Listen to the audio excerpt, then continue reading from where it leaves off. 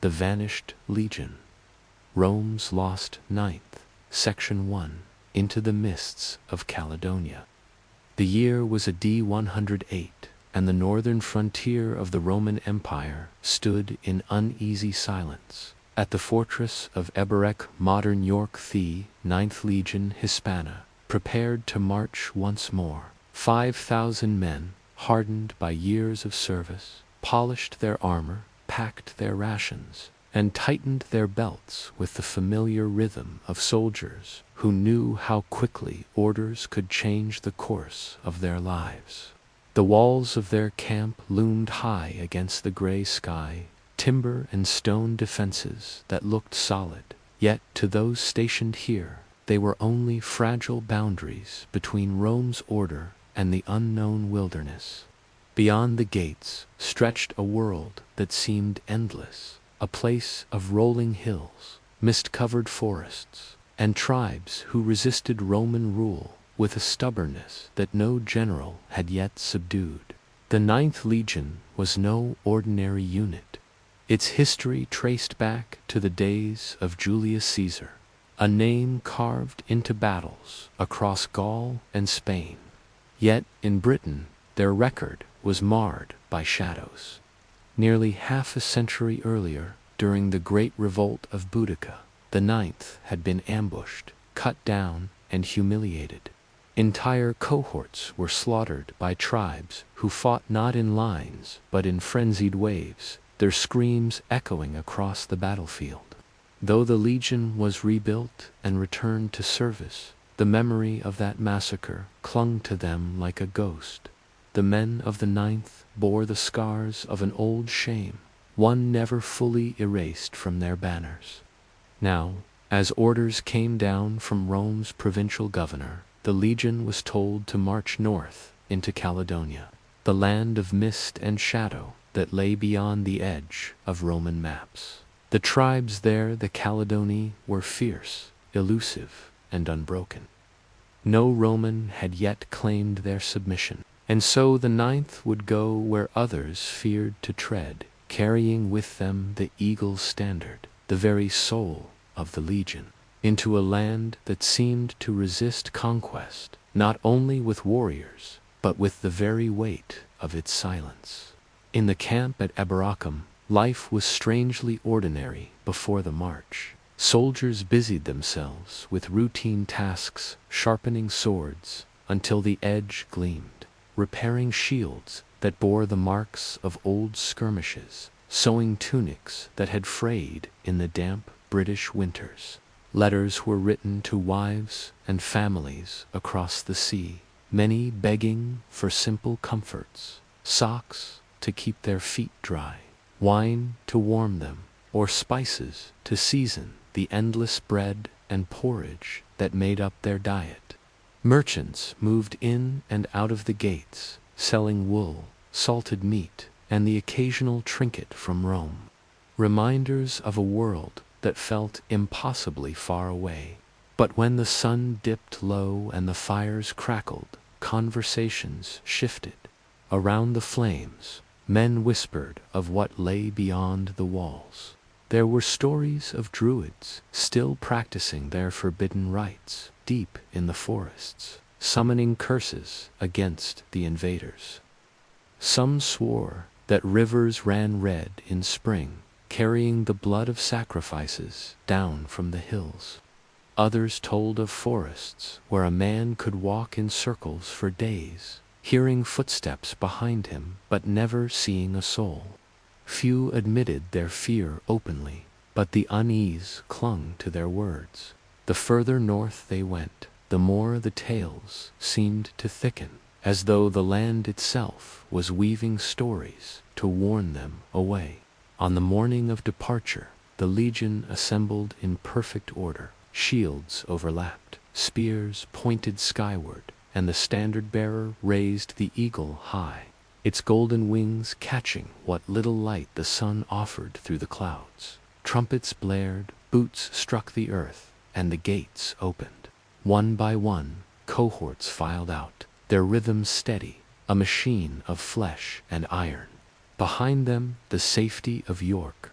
Before them stretched the open road, and then the wilderness. At first, the march was familiar. Roman roads stretched northward, built with the precision that defined the empire, layers of stone and gravel set firm against the wet British earth.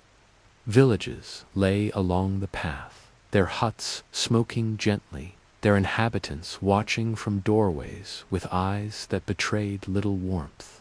Some offered trade, though grudgingly, exchanging grain or livestock for Roman coin. Others simply stood silent, as if waiting for the soldiers to pass so the land could breathe again. Yet the further the legion marched, the less they saw of Roman order.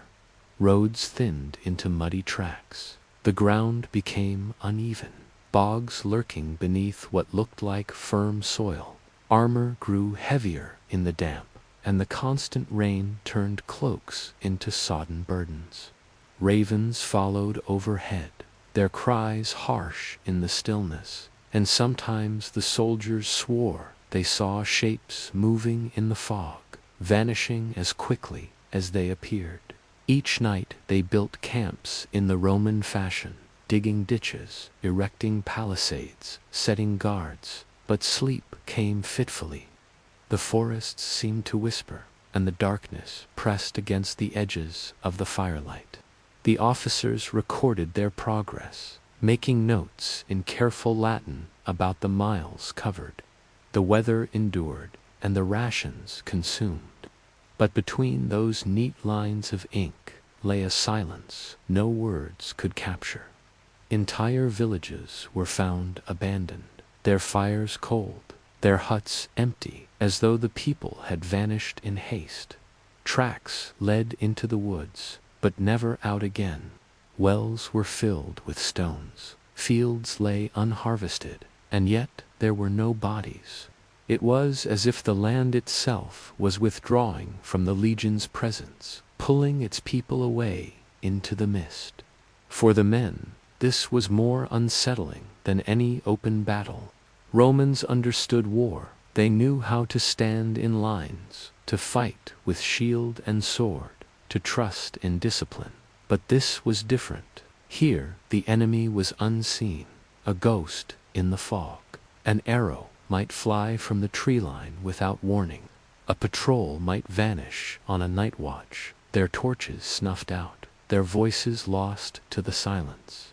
Each absence was noted, explained away as desertion or misadventure. Yet the unease grew heavier with every step, and still the legion pressed on.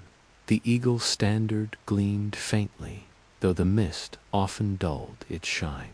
The men marched, their boots sinking into mud, their cloaks dragging behind them. Supplies dwindled, though the officers insisted discipline would see them through. The forest thickened, the hills grew higher, and every mile seemed to pull them further, not only from Rome, but from the world they knew. No historian would later record what happened when the Ninth Legion reached the heart of Caledonia.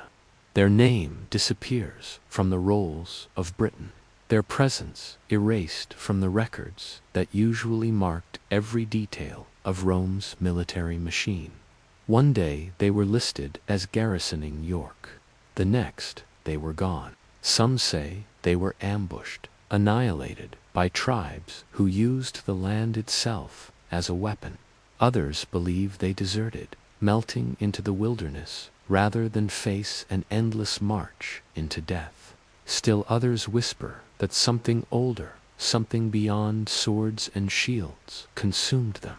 But in that moment, as the mist closed in and the trees loomed taller, the men of the Ninth could not have known that they were walking into silence. For them, it was only another march, another campaign, another chance to restore the honor of their name. Yet the land seemed to lean closer, the shadows stretched longer, and each raven's cry felt like a warning too easily ignored. And so, with steady steps and fading certainty, the Ninth Legion vanished into the fog.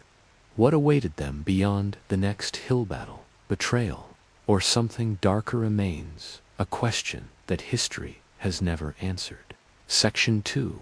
Deeper into the wilderness. The Ninth Legion moved north, step by step, into a country that seemed determined to swallow them. The further they left behind the fortified lines of Hadrian's rising wall and the safe stone of Iberacum, the less the world resembled the Rome they knew. Fields became scrub, scrub became forest, and forest thickened into a wilderness of pine, oak, and bogland, where the air was always damp and the sky often hidden. The men marched in their squared formations, shields glinting dully in the rare shafts of sunlight that pierced the cloud cover. But discipline could not hide the unease that had begun to gnaw at them. Even their centurions, proud with vine staves, spoke in lowered voices, as if unwilling to wake something that might be listening. The locals had already offered warnings. Traders in rough wool cloaks muttered about spirits that walked at night, and women, watching from doorways, made signs of protection with their hands as the soldiers passed. The legate dismissed it, of course. Rome had conquered lands stranger than this, and no tale of wandering shades would stop the empire's progress. Yet even he, stern and armored in polished bronze, could not deny that the maps grew thinner here, the names fewer, the accounts more contradictory. What lay beyond the next line of hills was never certain. The empire's ink had not yet claimed it. On the first days, the legion kept its rhythm. They built marching camps each evening, laying down turf walls and ditches with the efficiency of men drilled to repeat the same act across continents. Fires burned in ordered rows, iron pots simmered, and dice clattered in tired hands. Yet, already, strangeness pressed against the edges. The woods carried sound oddly. A single cry of a bird seemed to echo like laughter. The mist pooled heavily in low valleys, so thick a man could vanish 2 paces from you, leaving only the muffled clank of his armor. Scouts rode ahead and sometimes returned, speaking of villages abandoned in haste. Doors swinging open, hearths still warm, yet no living figure in sight. On the 7th night, the first soldier went missing.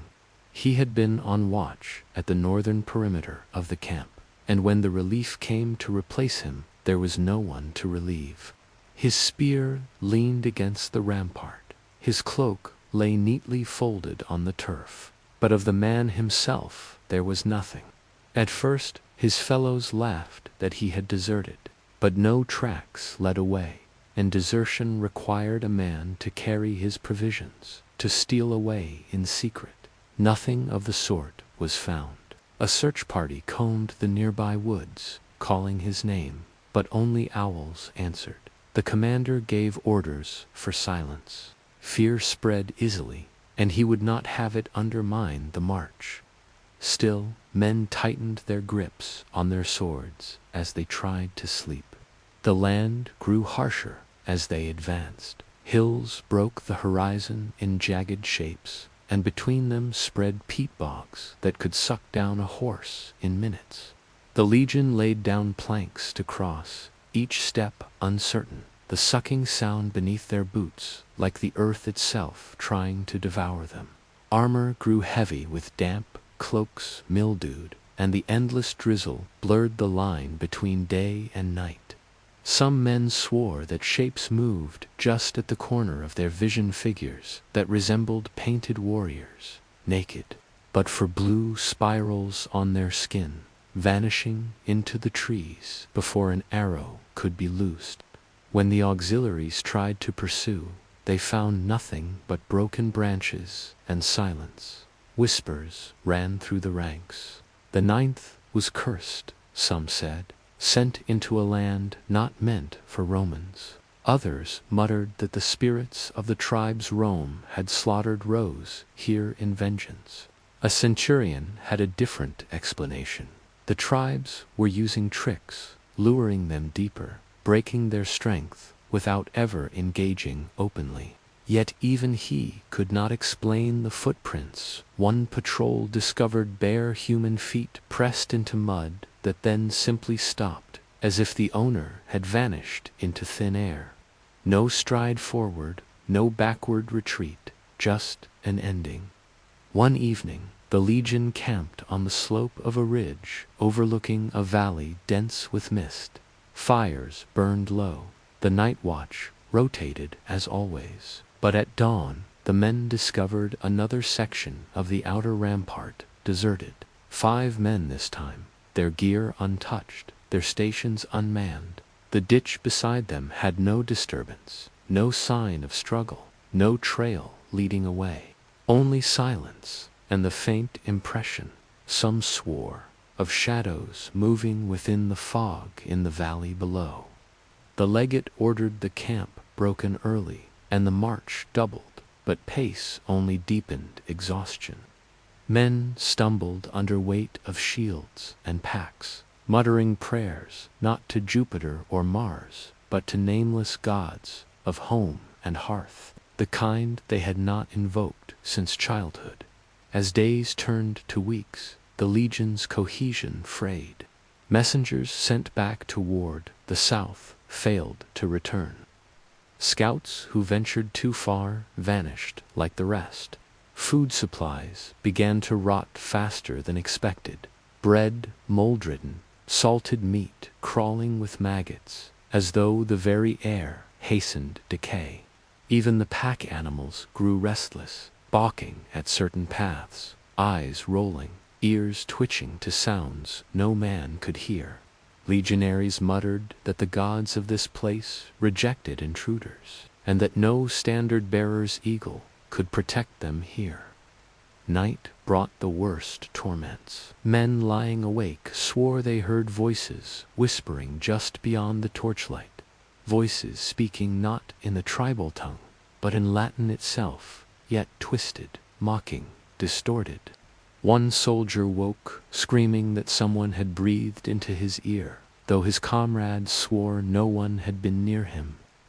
Another claimed to see a figure standing over him, tall, cloaked, faceless, which vanished as he swung his blade. Laughter seemed to ripple through the trees, thin and childlike. In the morning, those who spoke too much of such things found themselves shunned, their accounts dismissed as madness. Yet more and more of the Legion carried those haunted stairs. The legate, determined to restore order, pushed deeper, convinced that a decisive strike against whatever tribe haunted these lands would end it. He forced the men into forced marches, spears leveled, banners aloft, but the enemy remained elusive. Smoke rose from distant hills, but when the Legion approached, only ashes remained. Spears launched from unseen places cut down isolated men, but never revealed the thrower. Sometimes a line of warriors appeared on a ridge, painted and shouting, but by the time the cohort charged, the ridge lay empty. It was as if the very land itself toyed with them, pulling them further into its heart.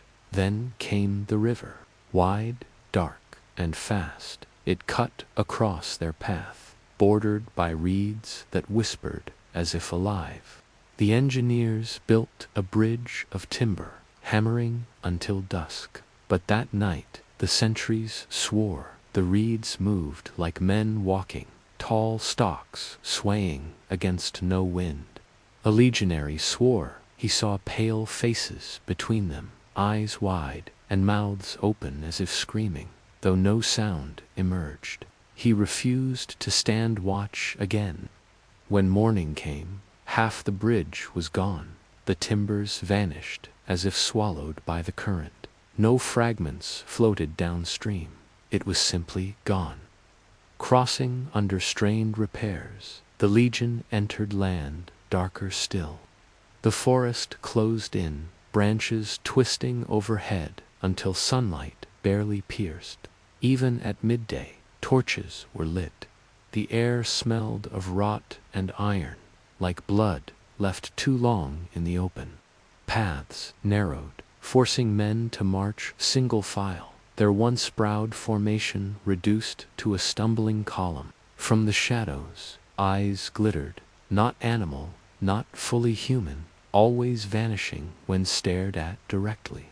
The standard-bearer clutched the eagle tighter, his knuckles white, muttering oaths to protect it from defilement. Some men wondered if the eagle itself was cursed, leading them deeper like bait. That night, the legion's camp was eerily quiet. Fires burned low. Men huddled close, too weary even to gamble or sing. Then, sometime past midnight, a scream tore through the darkness. Soldiers rushed to the spot, but found only a helmet rocking gently on the ground.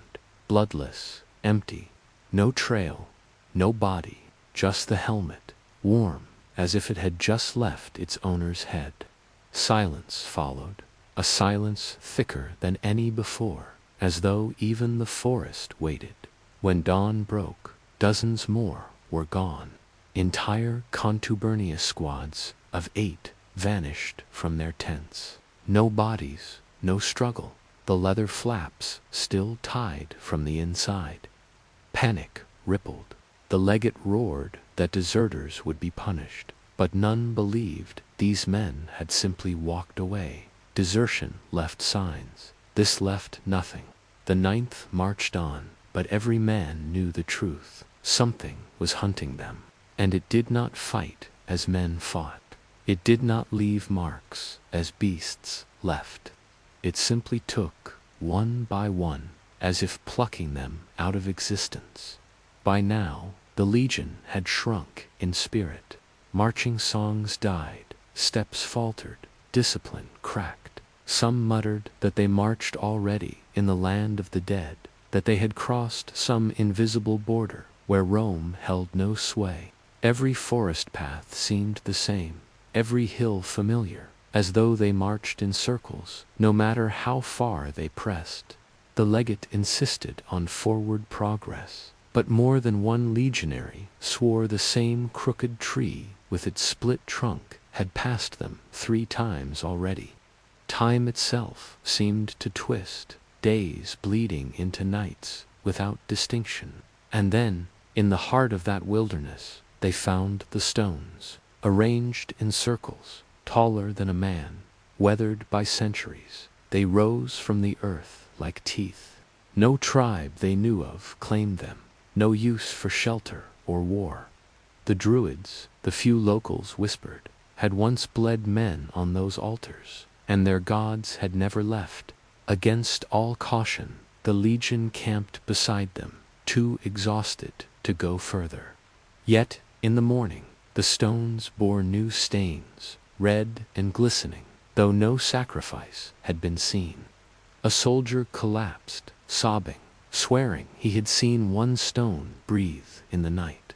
Still, the march went on, always deeper, always further from the safety of Rome's lines, until the 9th no longer knew if safety existed. Their world had narrowed to fog, to shadow, to the unrelenting presence of something unseen but always near. And one question grew in every mind, unspoken yet unavoidable. If this land itself wished them gone, then what awaited them at the end of their march? Section 3. The Silence of the North, the Final Days of the 9th Legion. Unfolded not in the open plains of glory, but in the damp shadows of the northern wilderness, where the line between history and silence was written in the soil itself. The men of the legion marched deeper into the mists, past the last outpost stones that marked the reach of Roman order. Behind them, the world of the empire receded. Ahead, only bog, pine, and the unknown waited, their sandals pressed into ground that had swallowed many before them. Yet the pace continued, one step after another, even as fear hollowed them out from within. Food had grown scarce. Supply wagons, already delayed by rain and broken roads, had been picked clean or abandoned. The men lived off what little grain they carried on their backs, stretched thin with broth of roots, and whatever small game could be trapped in the thickets. Legionaries' men trained to precise routines of discipline and efficiency now quarreled openly over scraps of bread. The sense of order, the spine of a Roman legion, began to bend, though the commanders barked their orders with the old firmness. In the night camps, cooking fires were smaller now, as if each flame risked drawing eyes from the woods. The silence was worst, not complete, but full of absences. A silence that hung between the trees, broken only by the hiss of rain on wet pine and the creak of leather straps. Men swore they heard movement, footsteps trailing just beyond the firelight. Some insisted they saw shapes slip behind the trunks, not tribesmen in formation, but lone watchers, patient and deliberate. The legate ordered scouts forward in pairs, yet often only one returned, pale and shaken, swearing the forest had swallowed the other whole. They spoke of whispers, in a language they could not understand, voices that rose and fell like the wind itself. By day, the column narrowed, shields clattered less, swords remained drawn longer. The legion marched as if through a living corridor, the woods closing on both sides, each tree leaning forward like a silent spectator. Once, in a wide clearing, they found what might have been a battlefield. Broken spears, a scattering of bones, gnawed bare, no armor, no shields. Too few to be a full skirmish, too many for a hunting accident. The men passed quickly, heads bowed, but many glanced behind, as though expecting the dead to rise and follow. At dusk, a sudden horn cry echoed, not Roman, but sharp and mournful, spilling from the hills in tones no soldier recognized. Birds burst from the canopy, horses stamped and snorted. The legion halted, shields raised, expecting an ambush, yet no enemy came. Only the sound lingered, a long, low call that faded into the mist. The commanders tried to turn it into courage, shouting that the enemy feared to face Rome openly. But the men muttered a different thought among themselves.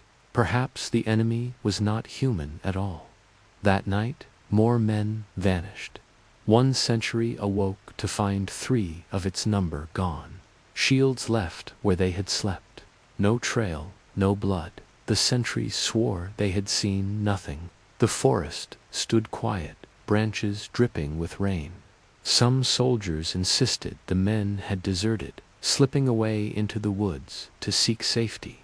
Yet others believed the woods themselves had taken them, and whispers grew of spirits, the ancestors of tribes long dead, walking in the fog to claim Roman souls. The older veterans mocked it, but they mocked with less force each passing day.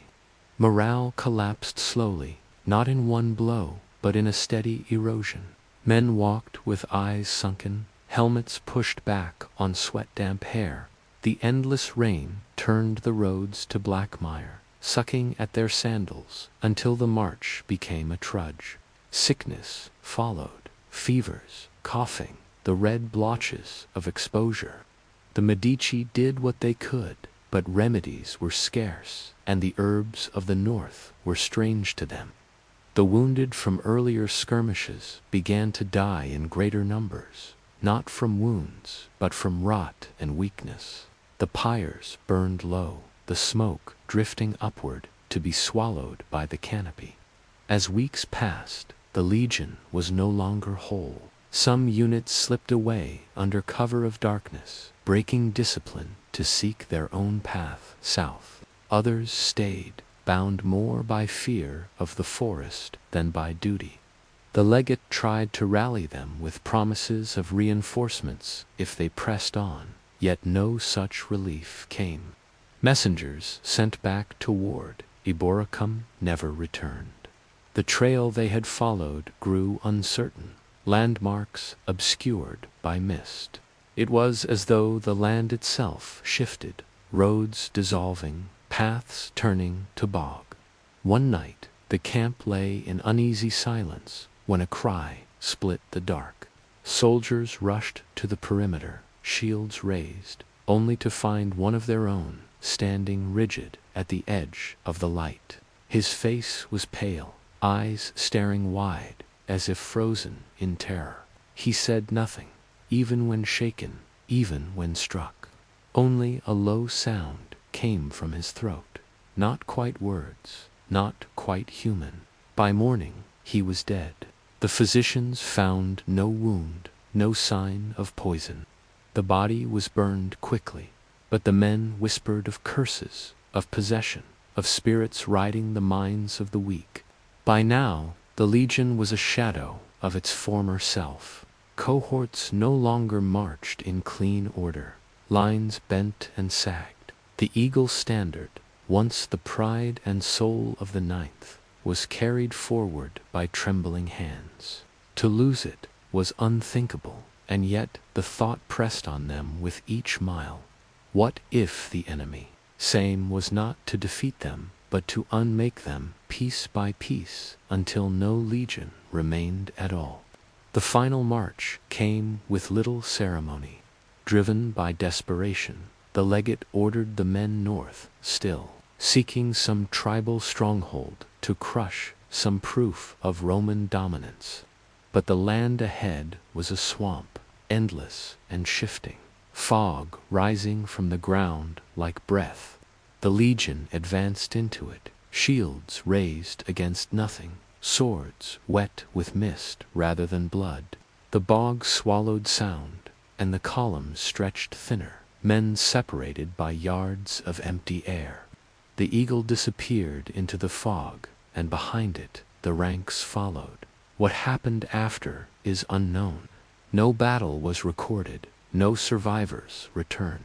Some say the tribes struck in that final march, cutting the Legion down in the swamp and leaving no trace. Others claim the men scattered, deserting into the wilderness to live or die among the tribes.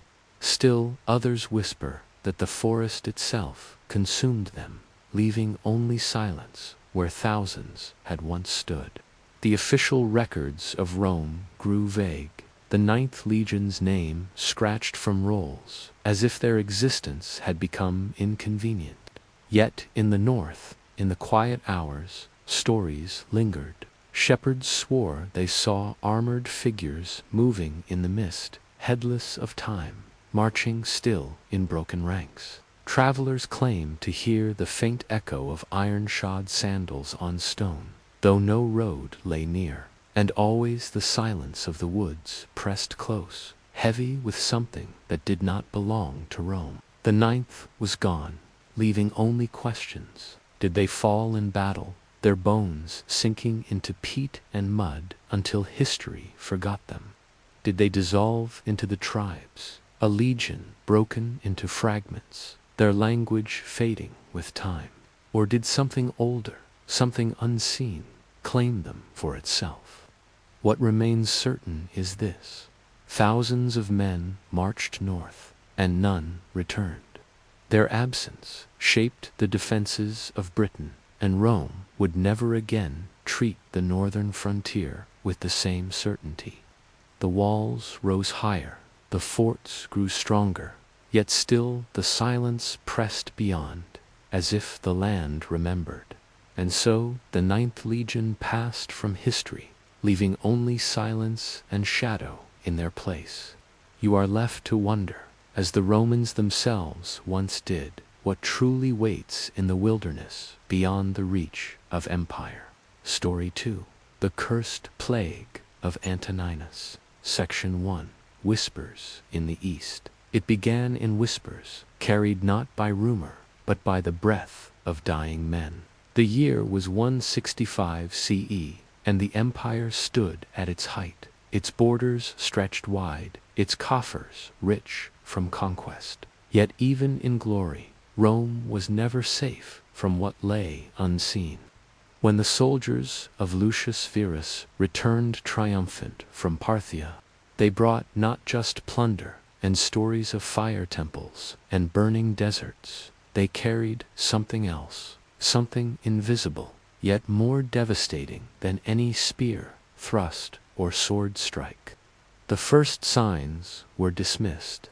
A soldier collapsing in the heat of the march, a cough that rattled through the night, a fever that burned too high. Men had fallen sick before on long campaigns. The Medici assured the generals that the gods would favor Rome's victors. But within days, entire cohorts staggered under the weight of illness. Soldiers shivered despite the desert sun, their skin blotched with dark sores, their eyes wild with fever. Some vomited blood, others raved with visions of flames crawling along their arms. The bodies piled quickly, so many that funeral rites were abandoned. The army burned its dead in pyres that blackened the skies, the smoke curling over desert roads as if the gods themselves recoiled. When the army marched westward, the sickness marched with them. It slipped between tents, spread through waterskins, clung to the fabric of cloaks. A man who seemed healthy at dawn could be writhing in agony by dusk. The physicians argued in whispers. Was it miasma, poison in the air, or had the soldiers angered some Parthian deity, a foreign god who demanded Roman blood in return for desecrated temples? None could agree, and still the sickness spread. By the time the legions crossed into Syria, entire towns lay in terror. Traders spoke of caravans that arrived half empty, of merchants who collapsed at the gates, their wares untouched because no one dared come near. In Antioch, priests tried sacrifices to Apollo and Asclepios, burning white bulls and pouring wine onto the altars. But the smoke seemed to carry only the stench of sickness. Families barred their doors, neighbors shunned one another, and the streets filled with the sound of coughing that never ceased. Rome, proud Rome, thought itself untouchable. But when the ships arrived, the curse followed. The Tiber carried it, the markets carried it, the breadth of citizens carried it. In the great capital of the world, death came not with swords, but with fever. Within weeks, the gutters ran with waste and blood, the temples filled with desperate prayers. The Emperor Marcus Aurelius himself, stoic philosopher and ruler of men, could only watch as his city trembled. He commanded offerings to the gods, he wrote of duty and endurance, but even his words could not stem the tide. The plague did not strike swiftly, like a blade, but lingered. It withered its victims, hollowing them until they were unrecognizable. Some survivors bore scars, faces pocked like broken marble, lungs rattling long after the fever passed.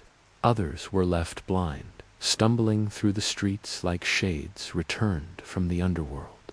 But most did not survive. The funeral pyres glowed day and night, Rome's sky choked with ash. Yet amid the natural horror, there were whispers of something darker. Watchmen swore they saw figures moving through the smoke, shapes too tall, too twisted shadows that vanished when approached. In the fevered delirium of the sick, many claimed they saw visitors at their bedsides, tall strangers with hollow eyes and masks of bone, who stood in silence until the breath left the body. These visions were dismissed as the madness of dying men. But when nurses and Medici began to vanish, their cots empty in the morning, unease spread even among the living. The priests grew frantic. Some declared the plague divine punishment for Rome's arrogance in foreign lands. Others claimed it was the work of Hades himself, his realm too full, his hunger spilling into the world of men. In the poorer districts, a rumor spread that the dead were not staying dead. Graves were found clawed open from within, urns shattered, ashes scattered as though carried away on the wind. Families spoke of relatives who had died weeks before appearing at the thresholds of their homes, silent, watching, before fading back into the mist of night. It was no ordinary sickness, the people began to say. Rome was cursed. Something had followed the legions home, something that fed not only on the flesh of the living, but on their very hope. And in the emperor's palace, Marcus Aurelius sat by the dim light of an oil lamp, quill in hand, writing his meditations. He counseled himself to accept death as natural, to endure suffering as part of the order of the cosmos. Yet outside his chamber walls, the wails of the sick echoed, a chorus of despair that no philosophy could silence. Even a philosopher king could not reason with the shadow that had settled over his empire. This was not merely plague. This was something older, something patient, something that had chosen Rome, and once it entered, it would never leave. Section 2. The Black Breath of Rome. The plague had no patience for the rhythms of empire. It did not pause for the consul's decrees, nor did it wait for the priest's rituals. It spread as though the air itself had turned treacherous, creeping into homes and temples alike. By 166 CE, it was no longer merely a sickness of soldiers and caravans. It was Rome's very breath. In the heart of the city, the forum, once filled with merchants shouting, philosophers debating, magistrates issuing judgments, fell into uneasy silence. Stalls stood abandoned, their figs and olives left to rot beneath the sun. Statues of Jupiter and Mars loomed above streets where litters carried the fevered, their skin blotched and cracked, their eyes bleeding as though weeping rust. Those who survived their sickness often wandered half-blind, begging not for coin but for a hand to guide them. Every district echoed with mourning.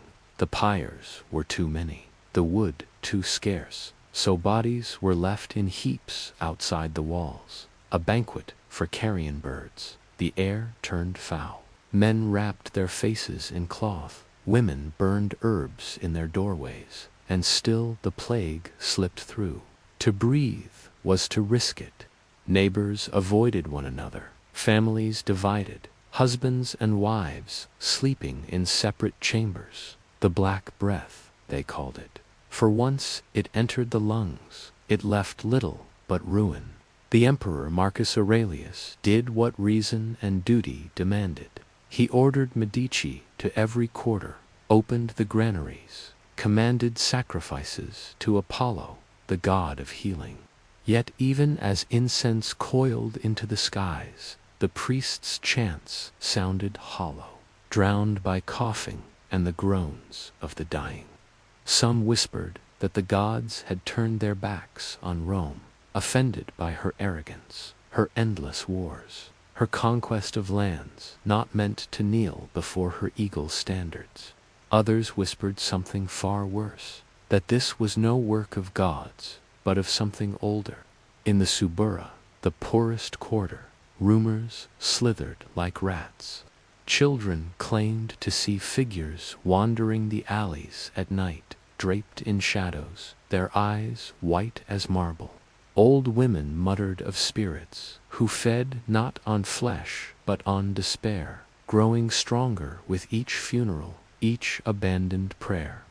A widow swore that her dead husband stood at the foot of her bed, his mouth open but his chest unmoving, as though he wished to speak but could not remember how. She fled, screaming into the night, and in the morning her body was found in the gutter, her eyes wide and glassy, her lips blackened as though kissed by fire. The authorities dismissed these stories as hysteria, the natural madness of a people buried under grief.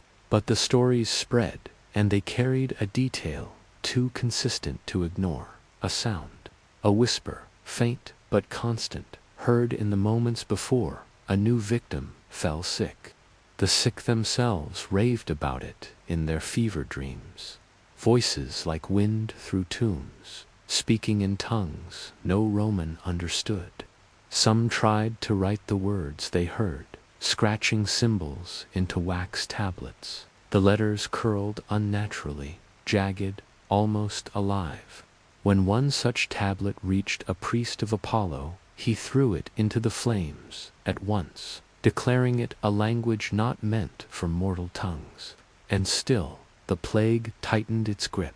Outside the city, the legions fared no better.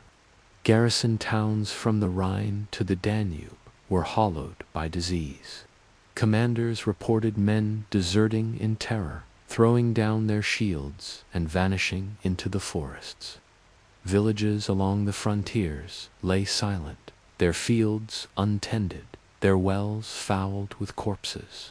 Roads, once busy with soldiers and merchants, now ran empty, save for the occasional wagon of the dead, pushed by men too weak to weep. The soldiers who survived spoke of campfires that burned low, of comrades who slipped away during the night. Sometimes they returned, pale and glass-eyed, saying nothing, eating nothing, until at last they lay down and died without a sound. Other times they were simply never seen again, their absence explained only by the footprints leading away into the darkness of the woods. By 168 CE, the empire itself seemed to stagger beneath the weight of the unseen. War could be planned for, famine could be endured, but this was something that moved as silently as fog, with no face to strike and no battlefield to claim victory upon. The Senate argued endlessly.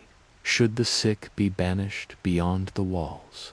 Should the temples be purified with mass sacrifices? Should the games be held in defiance of despair? But the plague sat in their chamber as well, snuffing out senators mid-speech, leaving their togas stained with sweat and blood. Even the emperor could not escape its shadow. Marcus Aurelius continued his meditations, his words steady even as his body weakened. He wrote of endurance, of the order of the cosmos, of death as a natural part of life. But his letters to his generals betrayed a deeper fear. "We do not fight men," he wrote, "nor gods. We fight something shapeless, unseen, but no less relentless. It drains not only the body, but the soul, and I fear it will not rest until Rome herself lies silent." Amid all this, a new cult began to rise. In the back alleys and abandoned temples, secret gatherings whispered prayers, not to Jupiter or Apollo, but to darker names. Foreign gods from the east, chthonic deities of shadow and night, were called upon for protection. Some claimed these cults offered immunity.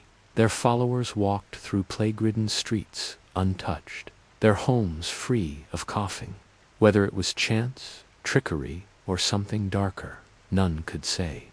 But the authorities began to notice strange markings carved into doorways, circles entwined with jagged lines, symbols unfamiliar even to the learned priests. Homes marked so often stood empty. Weeks later, the families vanished, their possessions abandoned, and still the whispering grew. Travelers swore that even in the countryside, miles from the city, the wind carried voices. Farmers left their fields at dusk, fearing to hear their own names carried in the air. A shepherd on the Appian Way claimed he saw an entire herd of goats stand silent, staring east before bolting as though pursued by unseen hunters. He himself fled, and when others came to search the pastures, the grass was blackened, as though burned by fire that left no ash. It was no longer possible to tell where the plague ended and the horror began. Was it fever dream? Was it divine punishment? Or had Rome's armies brought home something more than plunder? Something living, something ancient, now feeding on the greatest city the world had ever known. By the winter of 169, the empire's fire seemed to gutter. Across provinces, milestones stood unguarded, towns lay silent, fields overgrown, roads stretched empty, as though the empire itself were holding its breath. In Rome, the Tiber carried bodies out to sea, while the smoke of endless pyres turned the sky a dull and endless gray. And in that gray silence, as night fell over the shuddering city, the whispers came louder. Some swore they could hear not foreign tongues, but Latin itself, twisted, mocking, promising that Rome would choke on its own greatness. Children covered their ears, mothers sang to drown the sound, but still it threaded through their dreams. The Black Breath had become more than plague. It was a haunting, and Rome was beginning to wonder if it could ever wake. Section 3. The Feast of Ashes. The pyres burned without pause. Day and night, their flames licked the Roman sky until it seemed the heavens themselves had turned to embers. But still the dead outnumbered the wood, and bodies began to rot in heaps along the Tiber. Vultures circled endlessly, their wings blackening the light, and dogs grew bold, dragging limbs through alleyways where children once played. The city that had feasted on the wealth of the world now fed only on itself. Rome smelled of smoke and decay, its breath choked with the stench of carrion. Citizens walked with cloths pressed to their faces, but the odor was inescapable, clinging to hair, to clothing, to skin. The Feast of Ashes, they began to call it, a banquet at which every Roman was both guest and offering. The emperor ordered priests to perform great rituals. Herds of cattle were led into the forum and sacrificed until their blood pooled on the stones. Yet the omens gave no comfort. The augurs looked into the entrails and paled. The livers of the beasts bore black spots. The hearts were withered, as though the sickness that consumed men also poisoned the animals. It spreads beyond us, one whispered before collapsing in a fit of coughing. He was dead by nightfall, and still the whispers came, not only in fevered dreams now, but in the waking hours. At first faint, like the sighing of reeds, but growing stronger with every pyre. Merchants swore. They heard voices bargaining in the air above their empty stalls. Soldiers guarding the gates reported laughter drifting on the wind, laughter that carried no joy, only mockery. Even the Stoics began to crack. Men who had stood firm in war trembled at night, afraid not of death, but of what lay beyond it. Some claimed to see figures among the smoke of the pyres, shapes with no flesh, only outlines, tall and crooked, leaning over the flames as though feeding on the departing souls. Children pointed to the skies, insisting the shadows danced when the wind blew.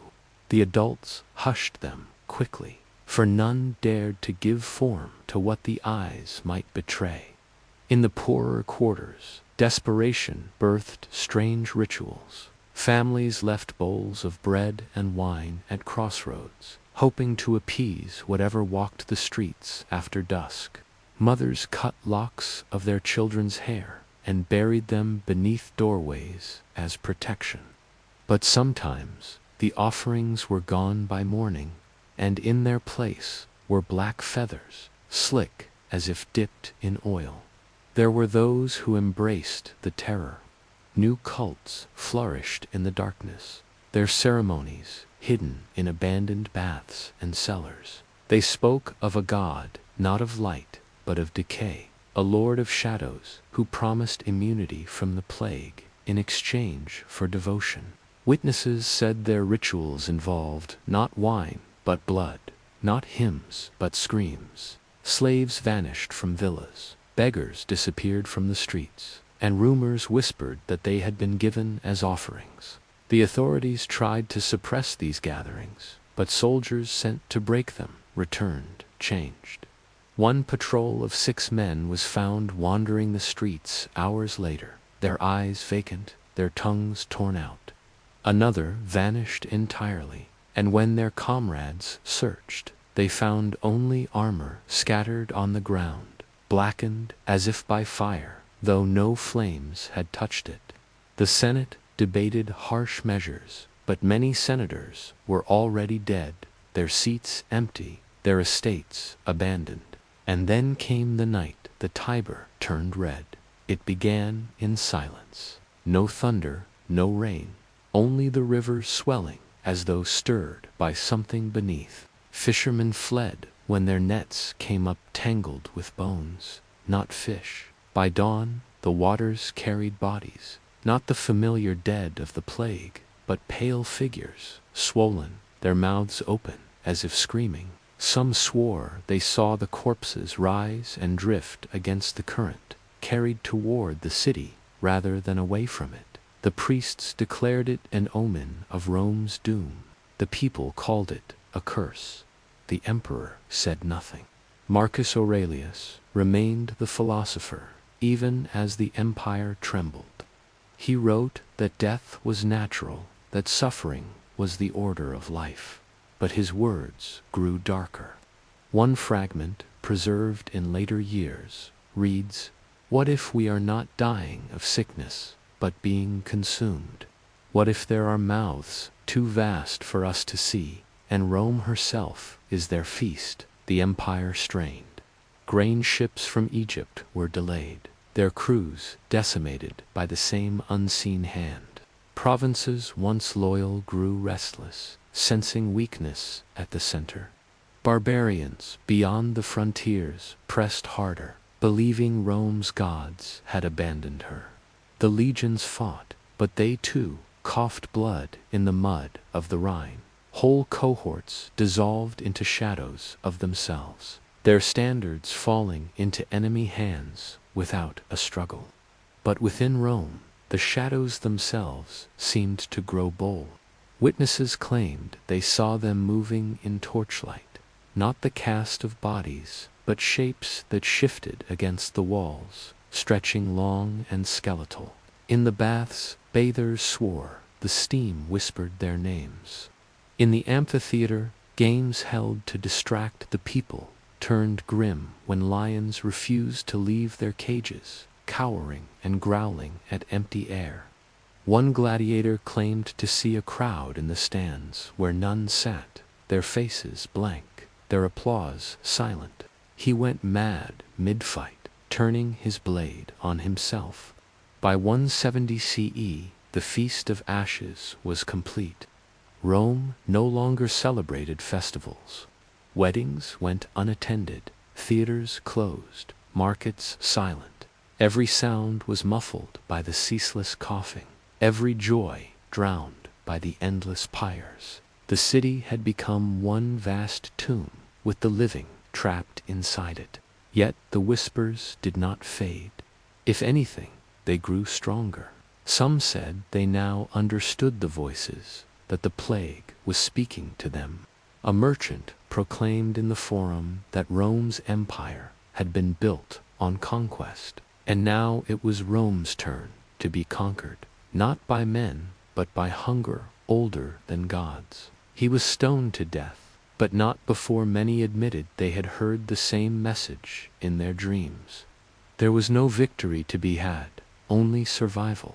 Families sealed themselves in villas, entire streets boarded off, hoping the sickness would pass them by. But even there, the shadows slipped through cracks. One patrician house was found abandoned, its doors barred from within, its larders untouched. Yet every occupant gone, their beds empty, their clothing laid neatly, as if folded for a journey. And then, as suddenly as it had begun, the plague began to ebb. By 172 CE, the worst had passed. Fires burned lower, the pyres fewer, the whispers softer. Survivors staggered into daylight, thin and hollow-eyed, wondering why they remained when so many stronger had fallen. The empire limped on, scarred but alive, but Rome was never the same. The Antonine plague had taken more than bodies. It had eaten away confidence, certainty, the unshakable belief in eternal empire. For some, the empire itself felt like a corpse still walking, unaware of its own death. And though the whispers dwindled, they did not vanish. Even in peace, at night, when the lamps burned low, Romans swore they heard them still, faint, patient, promising that the feast was not over, that one day the shadows would hunger again. Section 4. The Last Breath of Empire. The empire staggered into the 170s like a wounded beast, scarred, bleeding, but unwilling to fall. On the surface, life resumed its rhythms. Markets opened again, theaters filled with hesitant laughter, temples once more filled with incense. But beneath that fragile facade, Rome was not the same. Its veins had been emptied of millions of souls, its skin marred by loss, its voice haunted by whispers. Marcus Aurelius, the philosopher-emperor, carried the weight of this twilight age upon his shoulders. He still wrote by lamplight in his tent while on campaign, words etched with resignation. All things dissolve. Flesh into ash, fame into oblivion, empires into whispers. His armies had withstood the pressure of Germanic tribes along the Danube, but those victories rang hollow. He had watched entire cohorts crumble, not from spears or swords, but from the unseen hand of the pestilence. The sickness had never fully left. It lingered like smoke after a fire, seeping into every corner of the empire. In Rome, the pyres were smaller, but they still burned. The survivors bore scars, some pocked with sores that never healed, others left blind, still others trembling, as if their bones themselves remembered the fever. Yet worse than the physical wounds were the unseen ones. Whole families had been erased, lineages broken, ancestral homes empty. The laughter of children was scarce, replaced by silence in the streets where weeds sprouted between stones. The people whispered that Rome had lost its favor with the gods. Some turned to old traditions, others to new cults that promised immunity. Christianity spread in secret, fueled by the claim that their single god protected the faithful. Even as Rome's pantheon stood mute, the old priests shouted louder, slashed deeper into sacrificial beasts, but even they seemed hollow. The plague had shown that the gods were either powerless or cruel, and the shadows remained. They were not as bold as in the height of the Feast of Ashes, but they had not gone. At night, travelers reported dark figures standing along the Via Appia, watching silently as carts of grain rattled by. Farmers swore that at dusk, in the fields, the scarecrows moved on their own, their shadows stretching long into the soil. Soldiers claimed that sometimes, when they stood watch at night, they could hear footsteps circling the camp, though no intruder was ever seen. Marcus Aurelius himself seemed to sense this unseen presence. His writings grew increasingly haunted, laced with doubt. One fragment, never meant for public eyes, survives. We are as cattle in the field. Something vast feeds upon us. It takes our bodies as firewood, our fear as wine. The plague is no sickness. It is appetite given form. Rome was once predator. Now Rome is prey. In 178 CE, he led his final campaigns along the Danube. The tribes pressed hard, sensing the empire's weakness. Yet even amid the clash of spears, the plague returned in waves. Soldiers who had survived once before fell again, coughing blood into their armor. Camps reeked not of sweat and horses, but of smoke from the endless funeral fires. The emperor walked among the dying, not as a conqueror, but as a mourner, his cloak heavy with the ash of his men. By 180 CE, Marcus Aurelius himself was failing. Fever gripped him in his tent at Vindobona, and the philosopher king could no longer rise. His generals wept, knowing the empire's last pillar was crumbling. In the stillness of his final nights, Marcus whispered words his attendants dared not repeat.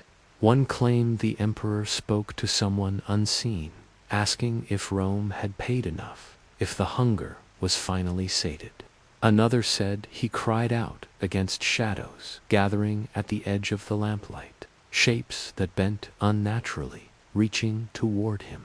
On the 7th day of his fever, Marcus Aurelius died. His last words, recorded in fragments, were, "We are returning, all of us, to the feast." Rome plunged into mourning, but more than grief, there was fear. The death of Marcus Aurelius marked not only the end of a ruler, but the end of Rome's golden age. His son Commodus inherited the throne, a boy unfit for the weight of empire. Under his rule, decadence replaced duty, spectacle replaced strategy, and the shadow of the plague lingered like a vulture above the imperial palace. The Antonine plague had done more than kill. It had cracked the spine of Rome. It left legions weakened, provinces restless, and faith in the eternal city fractured. Rome remained mighty in appearance, but within it was hollow, gnawed from the inside out. Historians would later say that the plague marked the beginning of the empire's long decline, the moment when destiny shifted, when eternity began to unravel. Yet, to those who lived through it, history was only part of the truth. The survivors swore the plague had not been a mere sickness. It had spoken to them in dreams, taken shapes in firelight, laughed in the winds that carried ash across the land. It was not death alone, but something older, hungrier, a feast beyond mortal comprehension. In the decades to come, as Commodus squandered his father's legacy, Rome would still hear it, in the cough of a child, in the crackle of an unattended fire, in the flutter of black feathers left mysteriously at a doorway. The empire moved forward, but always with the dread that it had already been devoured, and what remained was only a shadow walking, waiting for the next hunger to rise. The Antonine plague was remembered by physicians as a mystery of fevers and sores, by soldiers as a silent enemy, more brutal than barbarians, and by philosophers as a lesson in mortality. But among the common folk, in whispered stories told at night, it had another name. They called it the Feast of Ashes, and they believed it was not gone, only sleeping. For what feeds once will feed again. Story 3, The Black Death's Silent Choir. The year was 1348, and the world seemed to be collapsing beneath its own weight. Merchants whispered that a pestilence had arrived from the east, carried by ships heavy with silk, spices, and something else, something unseen. A silent passenger hidden in the cargo holds where rats scurried and fleas drank. At first, the stories were laughed off, dismissed as superstition. But when the first ships limped into Genoa, their sails tattered, their crews half dead and blackened with sores, laughter curdled into silence. The Black Death had arrived, and with it came the unraveling of Europe. The cities fell first: London, Florence, Paris, places of noise, trade, and worship, became pyres. The bells of churches rang constantly, tolling for the dead, tolling until they broke from overuse. Priests swung incense in futile attempts to purify the air, but the smoke mingled with the stench of rot and did nothing to hold back the tide. Corpses lined the streets, piled against cathedral doors, floated in rivers until the water itself turned foul. But even in those days, the people whispered that the pestilence was not just disease. They claimed they saw cloaked figures walking at dusk, their faces hidden, their steps soundless. These figures would pause at doorways, press their hands against the wood, and vanish. By morning, everyone within was dead. Children spoke of tall shadows standing at the foot of their beds, humming softly, a lullaby that froze the blood. Those who survived such nights swore that the sound was not song, but a chorus of bells, each tolling a different pitch, as if entire cathedrals of the dead were ringing at once. Some said the pestilence was the devil's army. Others swore it was punishment from God. But among the terrified peasants, another tale spread, that it was neither holy nor unholy, but something older, something that fed not on sin or virtue, but on the simple act of dying. The Black Death was not only killing, it was gathering. Monks who dared to record the events in their chronicles described visions that came with fever. They wrote of endless fields of bone stretching beyond the horizon, each ribcage rising and falling like a sea. They described a figure cloaked in black feathers, its face a mask of pale bone, its wings unfurling across the sky until night seemed eternal. The figure did not speak, but when its beak opened, the sound of bells poured out, a deafening chorus that split stone and made blood run from the ears.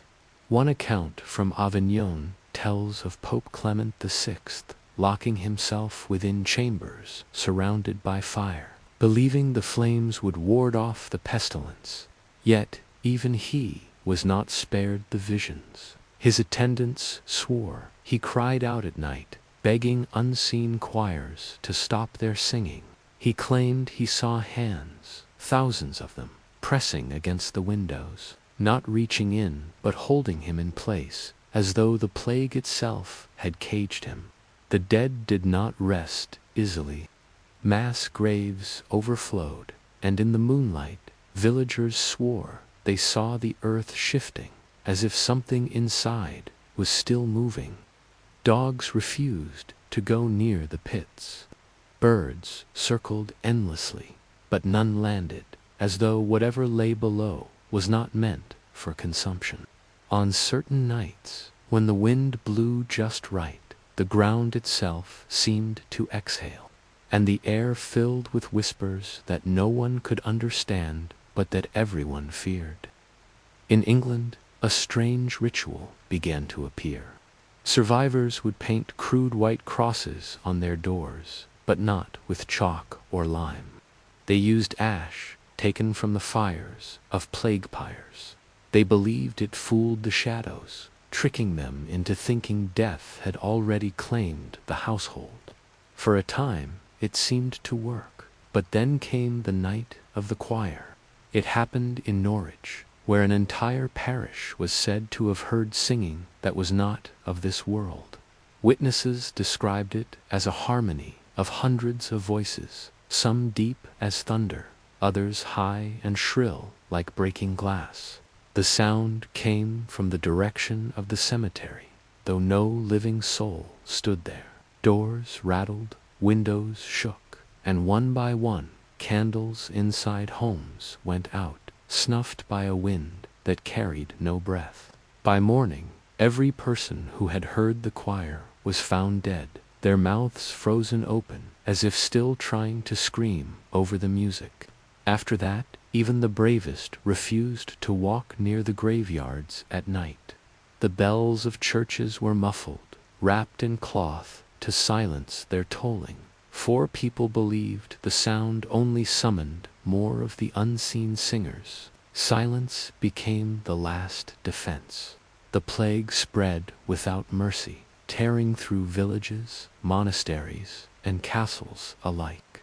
Kings and peasants died the same way, blackened and broken. But wherever it went, the same stories followed. Figures cloaked in feathers, unseen hands at windows, choirs of bells in the night. It was as if the Black Death itself had a face and a voice, and Europe was forced to look and listen. By 1351, the pestilence had burned through half the continent. Entire regions lay abandoned, their fields overgrown, their churches collapsing into ruin. Yet the survivors did not feel victorious. They lived with the certainty that they had been spared, not by chance or strength, but because the thing behind the plague had simply grown full. Even centuries later, when the plague returned in smaller waves, the whispers remained. Fishermen in Venice swore they saw feathered figures standing on the water. Farmers in France heard the sound of bells in the fields at harvest, even though no church was near.